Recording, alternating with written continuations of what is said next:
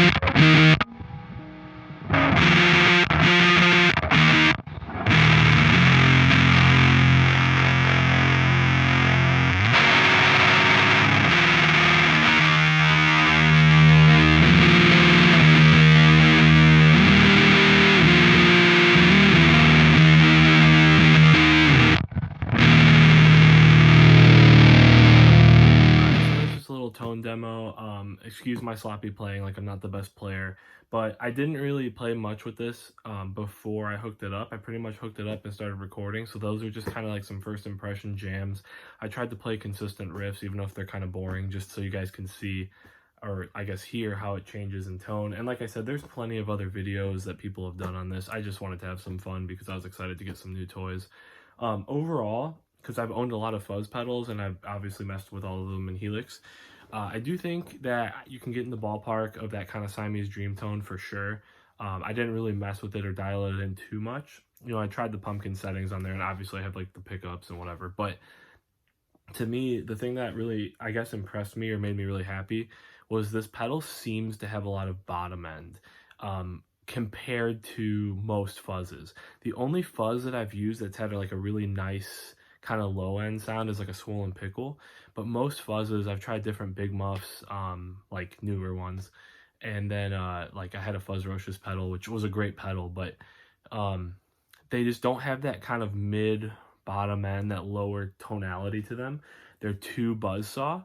And for me, I know that's like what a lot of people want in a fuzz pedal, don't get me wrong, but for me, I want kind of like a nastier, like a thicker fuzz. So I'm going to try to see, you know, dialing this in with some different pickups and different guitars, kind of what I can get for just kind of like a thick, nasty, like kind of really dirty tone that you could still like play more aggressively with. It's definitely a fun pedal. So the tone switch, which basically just cuts the tone circuit off and just gives you the volume and sustain. It's a cool like thing to have, especially because you can get more sounds with it. I think I liked it a little better with it on, but it really just depended on the settings. So I'm definitely excited that I bought this pedal. These things retail new for like 80 bucks. I think it was like 80 and some change, plus tax, and then I got free shipping on it. So it's a really great pedal. For a really reasonable price. It's not some kind of crazy, like, you know, I've spent $200+ on pedals before, and this is definitely nothing like that. It's a reasonable price, and it's a good pedal to have if you want like just a regular straight up fuzz that you could use for different things, even if you're not trying to get that Siamese dream tone, which I'm sure most of us who bought this probably are wanting some kind of pumpkin sound. But it's very cool. I'm very stoked on it, and I'm excited to get to work with it. So hopefully this video was helpful if you're trying to see if it's something that you'd want to buy. I recommend it for the price especially, but not just for the price, just as a general fuzz. I think it's a good one to have in the arsenal, especially for recording. Can't comment on it live yet, obviously. I don't really use fuzz live a lot. It doesn't cut through the mix for me, but you know, sometimes here and there I will use it, so we'll see. All right, thanks for watching. Leave a comment, leave a thumbs up if you liked the video, say what's up, and appreciate it. Later.